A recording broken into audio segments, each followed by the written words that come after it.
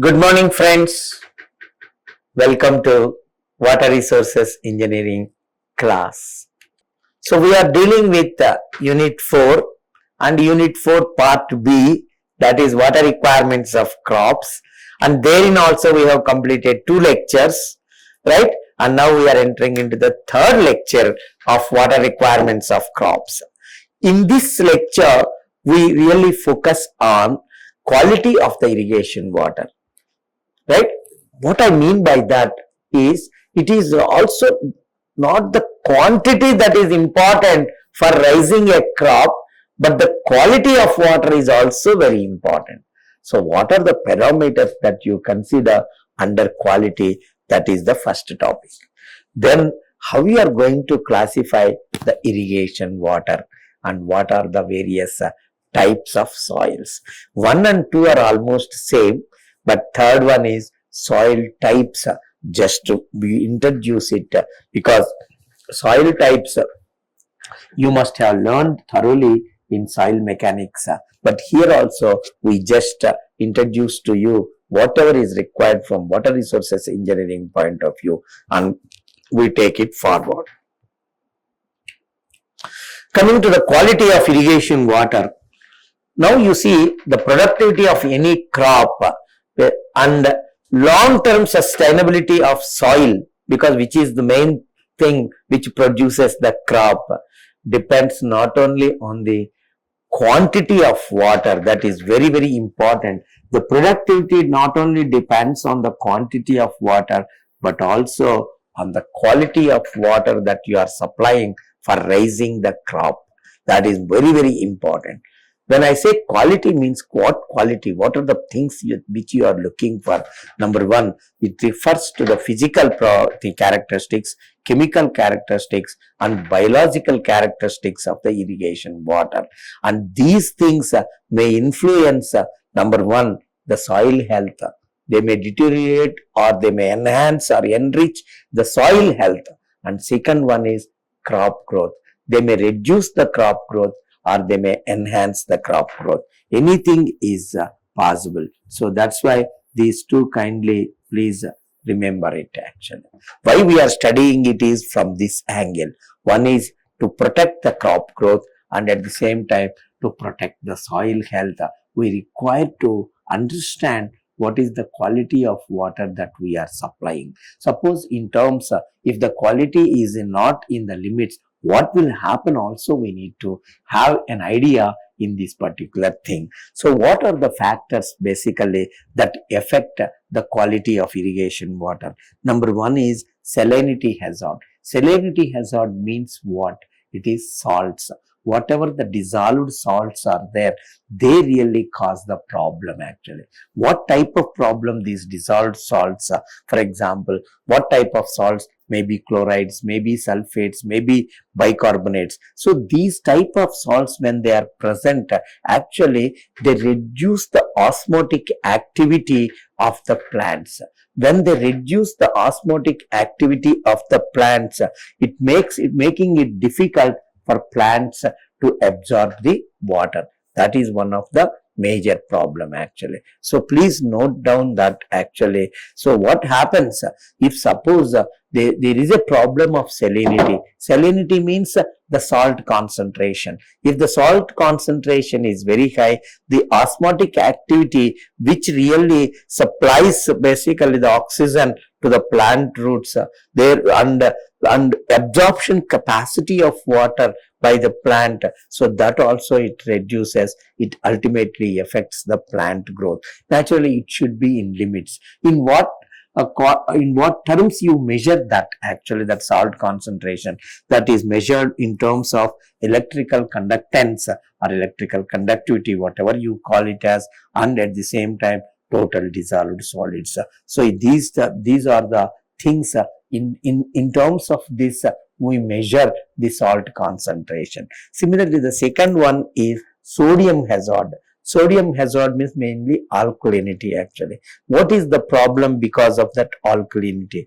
Because anything, if it is in limits, there is no problem. But if it crosses the limits, then naturally the soil health and crop growth both are going to be affected. For example, excess sodium in water relative to calcium and magnesium, very, very important. Excess sodium relative to calcium and magnesium affects the soil permeability, because the soil permeability is affected. When soil permeability is affected, the poor aeration and crusting of the soil, that basically have the problems. So in such a case, how you are going to really tackle it, how you are going to see it? So there is again another parameter which we will use to measure this sodium hazard. What is that parameter? Is sodium absorption ratio.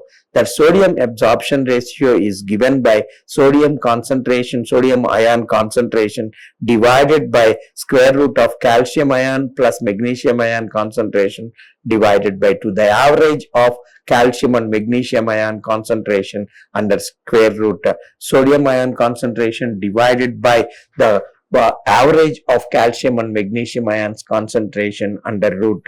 So this is what what we call it as sodium absorption ratio. So two things I mentioned. One is salt concentration, second one is sodium. So salt concentration is any salts like chlorides, sulfates and bicarbonates, and it is measured by electrical conductance and total dissolved solids. Whereas the second one, sodium hazard, is mainly alkalinity. Actually, that is measured by sodium absorption ratio, and it is given by sodium ion concentration divided by the square root of the average of the calcium and magnesium ion concentrations.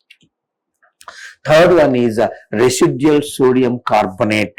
So it is mainly carbonates and bicarbonates. So that residual sodium and sodium bicarbonate and basically calcium carbonates, calcium magnesium carbonates and bicarbonates, which we will deal here, leaving the sodium dominant actually. So this is one of the most third important point. So this basically leads to soil alkalinity problems.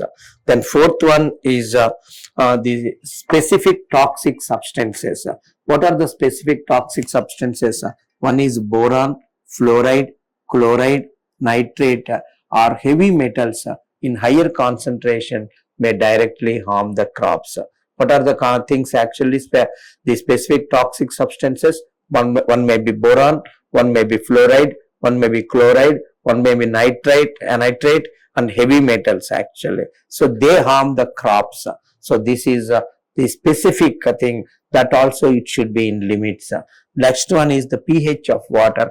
pH of water is ideally it should be between 6.5 to 8.5. It is less than 6.5 very acidic, and greater than 8.5 is very alkaline. Both are harmful actually.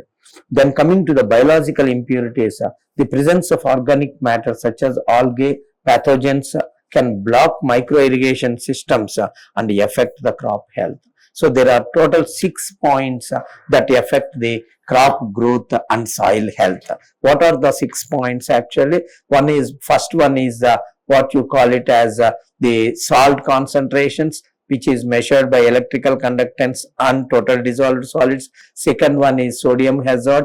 Then third, that is measured by sodium absorption ratio. Third one is residual sodium carbonate, and it is representative of calcium, magnesium carbonate and bicarbonate. And next one is specific toxic substances, especially boron and boron, fluoride and nitrate and heavy metals. And fifth one is pH. It is preferable to have pH between 6.5 to 8.5, and less than 6.5 is acidic and greater than 8.5 is alkaline. Both are harmful actually. Last one is the biological impurities, wherein the biological impurities you talk about mainly algae, pathogens, and which are going to block the micro irrigation systems which affect the crop growth. So these are the things actually. Now classification of irrigation water actually.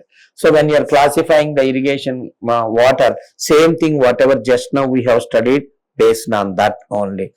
First one is salinity hazard actually, that is salt concentration. Second one is sodium hazard, that is the sodium absorption ratio actually. And third one is this combination of these things actually. One is residual sodium carbonate, sodium carbonate with respect to the calcium and magnesium carbonates actually, boron content, these things in the third classification. So now if I go back basically and see what is it.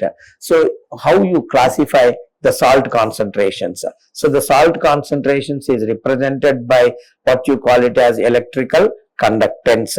So that is one of the important things.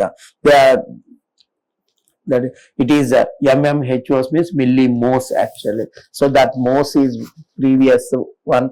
Now basically that unit also actually recently has changed actually, Siemens like that it has been changed, but whatever it is, let us follow the things.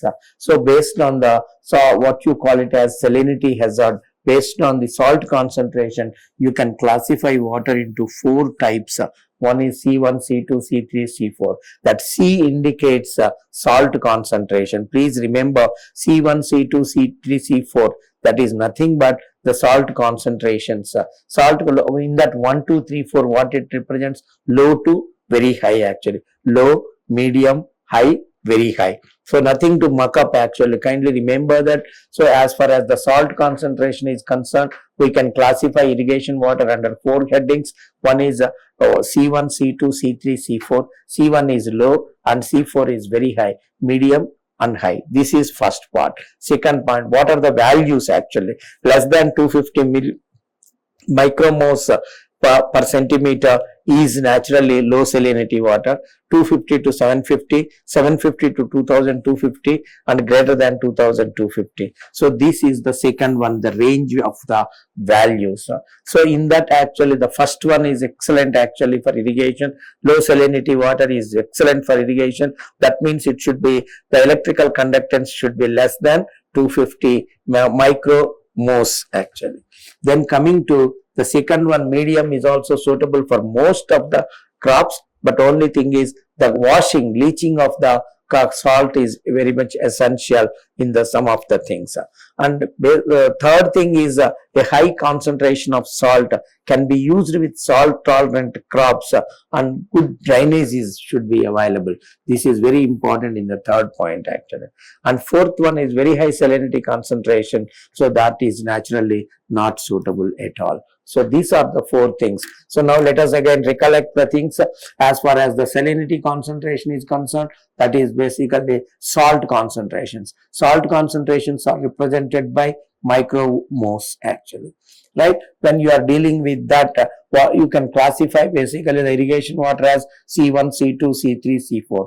C1 is very low, low concentration, basically low saline concentration, is medium, high and very high. So first one, C1 irrigation water is very much suitable, excellent water for any type of crop. C2 is also for most of the crops it is suitable, but C3 provided good drainage is there, it is only wherever salt tolerant crops are there that you can grow, but C4 is not suitable at all. So that is as far as the salt concentration is concerned. The second one is the sodium concentration is concerned. Sodium concentration is always measured by sodium absorption ratio. This is the main thing. Whereas here it is the EC, these are basically total dissolved salts. So when you take SAR, again here also S1, S2, S3, S4. C means salinity.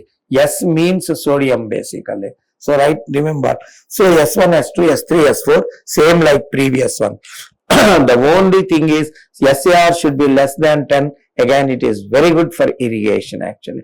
10 to 18, here it is less than 250. It is SAR is less than 10. 10 to 18, 18 to 26 and greater than 26. Greater than 26 is not suitable for basically crop growth. So 2 classifications we have completed. One is salt concentration C1, C2, C3, C4. Irrigation water is classified like that. Whereas the sodium concentration we classified as S1, S2, S3, S4. Third one is combined USSL classification actually. So in this we classify the water actually C1, S1. C1 represents what actually? Salinity. S1 represents what actually? Sodium. So C1, S1, C2, S1, C3, S2, C4, S3, depending on both salinity and sodium hazard. So in that, naturally, the first one, for example, if you take it, and similarly the second one, they are most suitable for majority of the crops actually. So coming to the next one is residual sodium carbonate. Residual sodium carbonate, basically it is measured with respect to carbonates and bicarbonates of calcium and magnesium, less than 1.25, 1.25 to 2.5, greater than 2.5. So this is the third one actually. And boron, less than 0.5, 0.5 to 2, greater than 2. This is the thing. So out of this, find kindly, when quality of irrigation water is required, first one is salt concentration, sodium concentration, right? These are the two important things. Then you can go for basically the residual sodium carbonate. Fourth one is boron action. Now all together we have given in one table so that you can understand, but less than 250, less than 10, right? So that is the way you should remember, less than 1.25 and less than 0.5. These are the best actually. Now coming to what are the basically the types of soils. So these types of soils is mainly the geotechnical engineering. Naturally, you have studied already what are the various types of soil. So there are two courses. One is geology and second one is geotechnical engineering. In these two courses, you need to know all these things. But whatever is required for us, let us concentrate on that. So first thing is as per the origin. Origin in the sense that the geological classification. You can classify clearly geological classification. So geological classification, if you go first, based on that soils, because I am taking exactly whatever is required for us. So residual soils, basically, that is one which we can say. And second one is transported soils. These are the two. As for the geological classification, number one is residual soils. And number two is transported soils. So these are the two classifications. First, so let us focus on the geological classification. Residual classification means continuously, for example, the water flowing on a particular rock, automatically slowly the particles gets eroded over number of years actually, and thereby those particles form the soil, and that soil is what we call it as residual soils. Example for that residual soils are lateral soils, and most importantly for us from the irrigation point of view also the block cotton soils. So that means they are nothing but the particles that have come from the rocks, different types of rocks over a period due to weathering, because naturally it happens actually slowly, because even if you take a stone and naturally whatever roughness is there, continuously you are rubbing it actually with water slowly over a long period, automatically those particles get eliminated and it becomes smooth. Same thing is this. That is what we call it as weathering process. It's a natural process that occurs in the earth crust actually. Then second one is transported soils. In these transported soils, as far as water resources engineering is concerned, this soil is very, very important for me. The first one is very, very important. What is that? Alluvial soil. Alluvial soil means when naturally the river flows, automatically it erodes from the banks actually, because initially when the river formed, it is a natural formation. Then the natural formation based on the topography, if the water is flowing right from the hilly terrains to the plains and plains to delta regions and finally to the sea, in this course of journey it takes so much of amount of soil along with that, and all these soils naturally will be what you call it as will be deposited at different places, and the deposited places are, we call it as delta regions, and that soil is what we call it as alluvial soil. very fertile actually.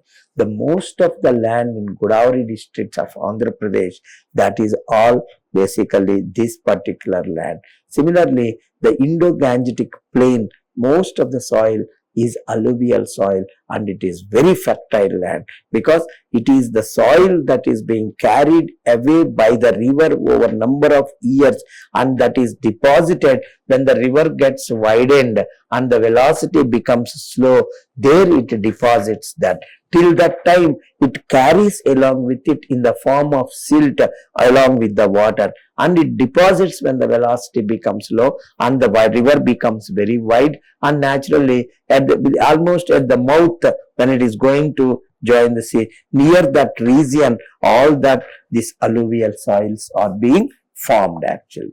And the other one, because of the wind, the soil transported because of the wind actually, deposited by glaciers, deposited by sea action, because continuously pushing by the sea water actually, whatever from the soil and thereby the marine soils or coastal regions, that also we can see it. So this is the second one. So out of this, what I am important is due to weathering actually, the residual soils, which are mainly the black cotton soils that are being formed over a longer period. Second one is due to the transport of the soils. So the river basically along with it in the form of silt, it gets suspended in water and moves along with it, and under certain conditions that silt get deposited and thereby the alluvial soils basically are created or formed actually. So this is the first classification. Suppose as per the particle size you want to classify the soil, so naturally depending upon the soil basically the size, they greater than 4.75 mm soil particle, we call it as gravel. 0.075 to 4.75 mm, we call it as coarse or medium or fine sand depending upon the thing. And then silt means less than 0.075 mm, that is basically silt. And finally clay is still less than silt actually. So now you see the ranges. First one is greater than 4.75, we call gravel. Then basically 0.075 to 4.75 sand, coarse sand, fine, medium sand, fine sand. And less than 0.075 is what we call it as silt, and less than 0.002 is what we call it as clay. So this is how based on particle size the soils are being classified. Then as per the physical characteristics, that is means irrigation suitability basically. So light soils, medium soils and heavy soils. So this is how we classify the soils from the point of irrigation suitability. What do you mean by light soils? The sandy soils and sandy loam is what we call it as basically the light soils. Whereas the medium soils are balanced texture, good water holding capacity, easy to till, considered best for irrigation and agriculture. Heavy soils are nothing but clay soils, silty clay soils. This is next. So these soils are basically mainly problem with them is the waterlogging, but they are also suitable for paddy actually. That you should remember. So on what basis these three are classified? Light soils means highly permeable soils actually. Medium soils means they can hold the water actually, at the same time they can transmit the water also. That is medium soils. Whereas heavy soils means they can hold water but they will not basically permit to flow. Poor permeability, that's why poor drainage. So that is the third one. So naturally out of this the second one is most suitable for any type of the crop, whereas others are only suitable for a particular crop. So that is the third thing. Fourth thing is that's what light soils, medium soil, heavy soil, easy to cultivate, low water holding. Next, most, because here why low water holding, most of the water specific yield is very high, so most of the water will be drained off. So permeability is very high. Second one is most productive, so require careful irrigation management. Then USDA textural classification actually. United States Department of Agriculture is one basically which has given the soil classification.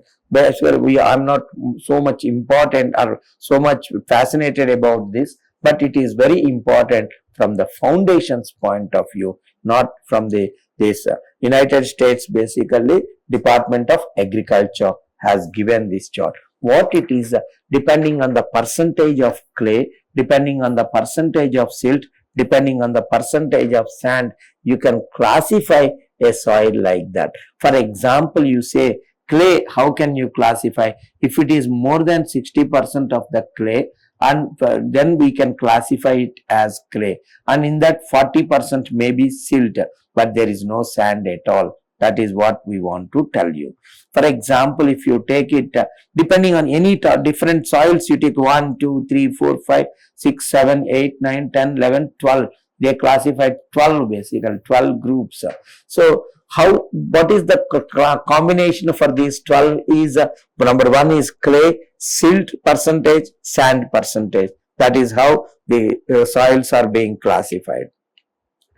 Then actually again the Indian standard soil classification based on our code, Indian code, that we can say this is the first thing which can be. So what here, coarse grain soil, fine grain soils, and further classified as based on plasticity, low, medium, high, and organic soils which has peat. So these are the 4 things. So 1, 2, 3, 4. So that means the Indian standard soil classification, in that G is gravel, sand, then clay M, and clay C, and silt M, and then depending on problem. So unified soil classification, this is again, so unified soil classification is again based on the coarse grain soils and fine grain soils. I have just shown to you for understanding, right? But that may not be relevant for us also right now at the present. And other special soils are already I mentioned here. Number 1, alluvial soil, very fertile, suitable for most of crops. Then block cotton soils, actually it expands and shrinks. Then good, naturally this block cotton soil is very good for cotton actually. Then laterite soils, poor fertility and porous, and remaining is sand, low fertility, and peats are highly organic and poor for structures. This is one of the classifications. So this completes to me the soil quality of irrigation water, and second one is the soil types. So there I stopped it. Then I will find out in the next class what is the relation between the soil and water. That is what is important for water resources. So we will take up that in the next lecture. Thank you so much. Like, share and subscribe. Hit the bell icon for more updates.